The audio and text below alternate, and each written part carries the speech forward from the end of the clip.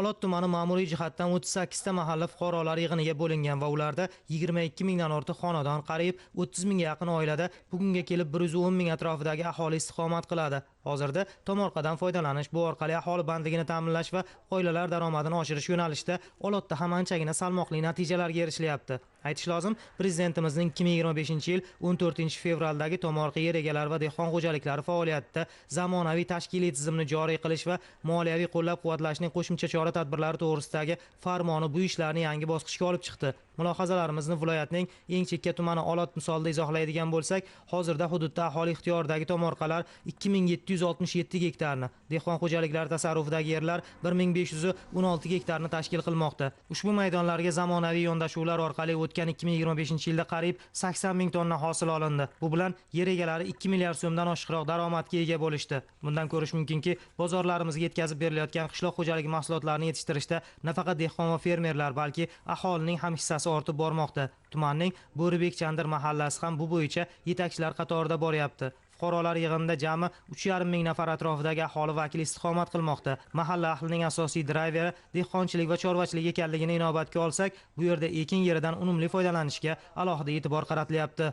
Mana hozirgi kunda mahallamizda barcha xonadonlarda issiqxonalar tashkil etilyapti. Bizda Jahon taraqqiyot bankini hisobidan 40 ta issiqxona qurib berilgan edi. Shuni ko'rib aholimiz hozirgi kunda o'zlari ham mablag'ini hisobiga ulardan ko'rib ko'z olib, mana o'zlari kredit asosida issiqxonalar olib, hozirgi kunda issiqxonalar qurilyapti. Shuni hisobidan mahallamizda mablag'lari xonadonlarimizda ortyapti. Qolaversa open budjet hisobidan mana hozirgi kunda ariqlarimiz betonlashtirilyapti.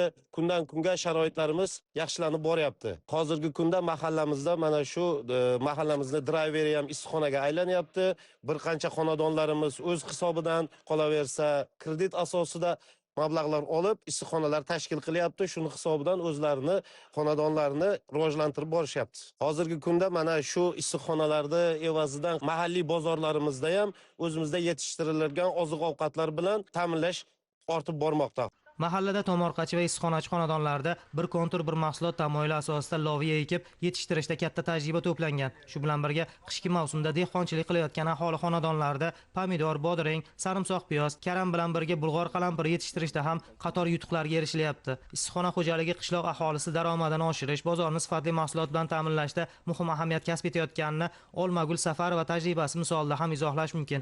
Xonadon bekasi shu kunlarda o'z tomorqasining 3 sotix maydonida barpo qilgan issiqxonasida bulg'or qalampiri yetishtirish bilan shug'ullanmoqda. Muhimi, sifatli va xaridorgir mahsulotga talab yuqori. Hozirga qadar xonadon egalari issiqxonadan bir ekindan qariyb 30 million so'm atrofida daromad qilishga erishdi. Hali ikkinchi terimdan ham niyatlar yanada katta olingan. Hozirgi kunda 3 sotiq issiqxonamiz mavjud. Uni har yil bahorda pomidor ko'chatlari yetishtiramiz. Keyin iziga bulg'or qalampirni ekamiz. 3 sotiqda 1100 ta ko'chat o'tkazamiz. Hozirgacha 1 tonna hosil yig'ib topshirdik. Bu ikkinchi terimi. Nasib bo'lsa niyatlarimiz katta. Yana mana 5 sotiqlik parnik oldik. Mahallamiz tomonidan issiqxonada ishlash qiyin emas. Ancha daromad keltiradi. Yilni 4 faslda ham daromadimiz yetarli. Issiqxona bugungi kunda daromad manbayimizga aylanib qoldi. Har kungi daromadimiz, mehnatimiz issiqxona bo'lgani uchun ertalabdan kechqurungacha ishimiz shu. Hozirgi kunda 25 mingdan topshirdik. Endi keyingi daromadimiz ham yana 1 tonna niyatimiz bor. Mana xo'jayinim ham o'zim ham hech qayerda ishlamaymiz. Orzu-havaslarimizga shu issiqxona daromadi orqali yetishyapmiz.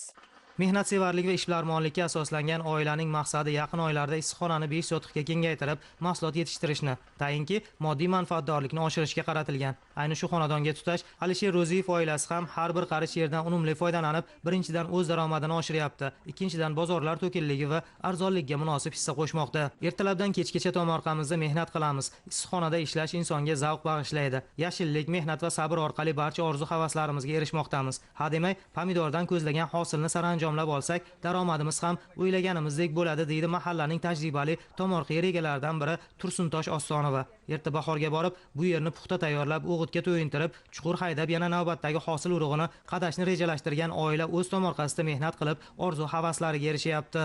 Bizning Bo'rbek Chandir mahallasiga 2023-yilning oxirida 40 dan ortiq issiqxona berdilar. Mo'jizgina shu issiqxonadan bizning oilamizga ham mana oldik. Mana bu yil 3-yilki daromadi yaxshi ishlab, oilamiz bilan bizlar minnatdormiz. Rahmat, oilamiz o'ta o'tiribdi, ishlasa bo'lar ekan. Mana shu qish mavsumiga qaramay bizlar 25-yilning oxiri 26 sentyabr niholni qo'ydik. Ana shu 4 oyki shuni qarashiq etib, yetishtirib, issig'ini o'z joyida qo'yib, Xudoga shukr, mana shu darajaga yetkazdik. Biz og'amiz bilan, oilamiz bilan ishlab turibmiz. Bittagina pomidor emas, buning ichida limonimiz ham bor. Mana oilamizga yarasha limonimiz tugdi, bishdi, yeb, ichib, iste'mol qilib, oilamiz o'tib o'tiribdi. Shu issiqxonani bo'sh qo'yganimiz yo'q. 2023-yil pomidor ekdik, 24-ning oxiri, 25-ning boshi bilan bolgarskiy ekdik. Ana bolgarik olindan keyin 26 sentyabrda yana maydama nihol qo'ydik pomidor. Xudo xolasa bu pomidorni ham topshirib, yana izini pomidor ekamiz. Pomidor bo'sh qo'ymaymiz. Bola chaqam bilan, oilamiz bilan etsa bo'lar ekan. 2 yildirki bizlar shu narsaga o'rganib qiziqib oldik. Yil sayin daromad bor, daromadlarimiz yaxshi. Bundan ham katta qilib, bundan ham katta daromad yetishtirishni istaymiz. Tomorqadan yuqori hosil olish uchun suv ta'minoti ham katta ahamiyat kasb etadi. Bugungi kunda suv nafaqat aholi turmush darajasini yaxshilash, balki qishloq xo'jaligi va sanoat rivoji uchun ham eng muhim omillardan biri sanaladi. Olot tumanining iqlim sharoitini inobatga olgan holda sug'orish tizimlarida samaradorlikni oshirish, suv yo'qotishlarning oldini olish maqsadida ariqlar va kanallarni betonlashtirishga alohida e'tibor qaratilmoqda. Xususan, Bo'rbek Chandir mahallasini suv bilan ta'minlovchi kanal o'zanini betonlashtirish loyihasi o'tgan yilda tashabbusli budjet doirasida g'olib deb topildi. Shunga muvofiq endilikda suv yo'qotishlarsiz tomorqaning ob-hayotga to'yinishi uchun ham mustahkam zamin hozirlandi. Mazkur loyiha orqali tumanning eng olis hududlaridan biri bo'lgan ushbu mahallaga suv yetib borishi ta'minlanadi. Hosildorlik ko'lami ortadi. Agarda 7 yil avval bir Olotga kelsangiz, sanoqligina issiqxona bor edi. U ham imkoniyati bor odam o'zining hisobidan qilsa, o'sha qilgan, lekin boshqa issiqxonalik madaniyati, o'sha dehqonchilik haqida umuman tushuncha yo'q edi. Muhtaram prezidentimiz islohotlari natijasida mana shu subsidiyalar ajratilishi, oilaviy tadbirkorlik bo'yicha imtiyozlar, kreditlar ajratilgani, bular mana shu rag'batlantirib, mana hozir 5000 dan ortiq issiqxona bor. Yana bir narsaki, bugun issiqxonadan unumli foydalanish olotliklar o'rgandi. Bizning issig'imiz juda issiq bo'lgani uchun takroriy ekinga kartoshka ekilmasdi. Bugun olotlar o'rganib oldi. Qishki paytda, kuzdan keyin hamma hosilni yig'ishtirandan keyin issiqxonalarga kartoshka ekish o'rganib, katta yuqori hosil olmoqdalar. Prezidentimiz tomonidan qator imkoniyatlar yaratildi. O'sha usta dehqonlarga subsidiya ajratilishi to'g'risida, samarali foydalangan tomorqachilarga 90% solig'i keshbek sifatida qaytarilishi. Bugun issiqxonada olotliklar limon yetishtiryapti, mandarin yetishtiryapti. Oziq-ovqat mahsulotlarini o'zimizning bozorimizni olotliklar o'zlari ta'minlab berishyapti. Limonchilik sohasida ham hozir juda yaxshi hosil olyaptilar. Limondan usta dehqonlarimiz bor har hududdan. Hozir ularning tajribalaridan foydalanib, limon ko'chatlari ham bepul yetkazib beryapmizki, maqsad shu limonchiligi rivojlantirish uchun aholimizda rag'bat sifatida motivatsiya berib, shuni rivojlantirib, limondan ham hosil olsin. Prezidentimiz aytgan yonida o'sha ekinlari, kartoshka, ko'kat, boshqa ekinlari ekib daromad olsin.